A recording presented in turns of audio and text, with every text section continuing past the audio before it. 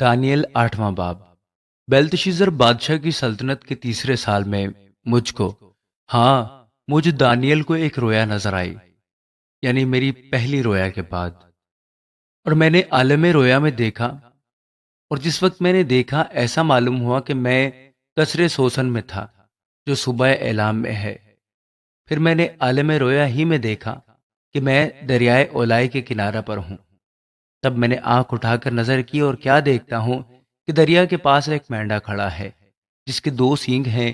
دونوں سینگ اونچے تھے لیکن ایک دوسرے سے بڑا تھا، اور بڑا دوسرے کے بعد نکلا تھا۔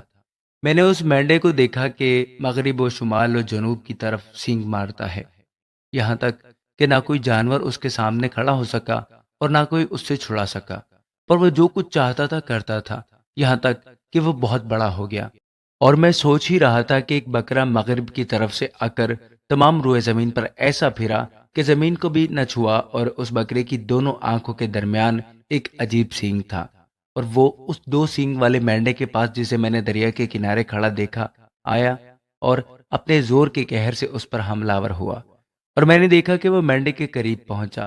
اور اس کا غضب اس پر بھڑکا، اور اس نے مینڈے کو مارا اور اس کے دونوں سینگ توڑ ڈالے، اور مینڈے میں اس کے مقابلہ کی تاب نہ تھی۔ بس اس نے اسے زمین پر پٹک دیا اور اسے لتاڑا، اور کوئی نہ تھا کہ مینڈے کو اس سے چھڑا سکے۔ اور وہ بکرا نہایت بزرگ ہوا، اور جب وہ نہایت زور آور ہوا تو اس کا بڑا سینگ ٹوٹ گیا، اور اس کی جگہ چار عجیب سینگ آسمان کی چاروں ہواؤں کی طرف نکلے، اور اس میں سے ایک چھوٹا سینگ نکلا جو جنوب اور مشرق اور جلالی ملک کی طرف سے نہایت بڑھ گیا، اور وہ بڑھ کر اجرام فلک تک پہنچا۔ اس نے بعض اجرام فلک اور ستاروں کو زمین پر گرا دیا اور ان کو لتاڑا، بلکہ اس نے اجرام کے فرمان روا تک اپنے آپ کو بلند کیا، اور اس نے دائمی قربانی کو چھین لیا اور اس کا مقدس گرا دیا،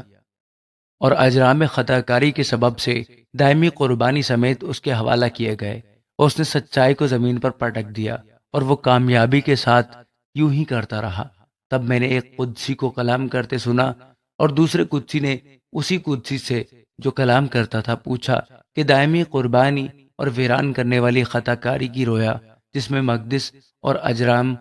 پائمال ہوتے ہیں کب تک رہے گی؟ اور اس نے مجھ سے کہا کہ 2300 صبح و شام تک،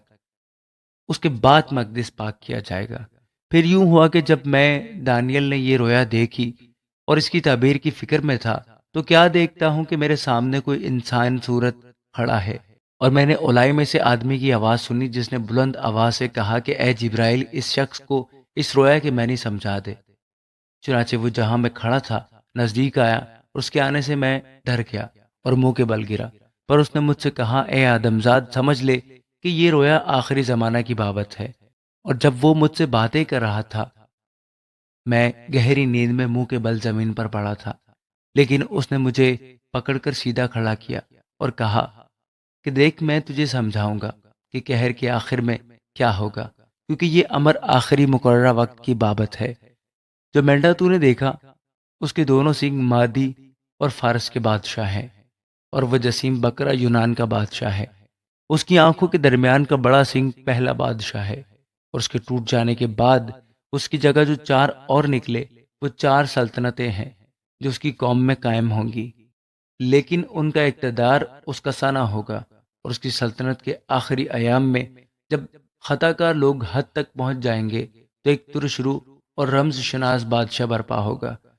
یہ بڑا زبردست ہوگا لیکن اپنی قوت سے نہیں، اور عجیب طرح سے برباد کرے گا اور برومند ہوگا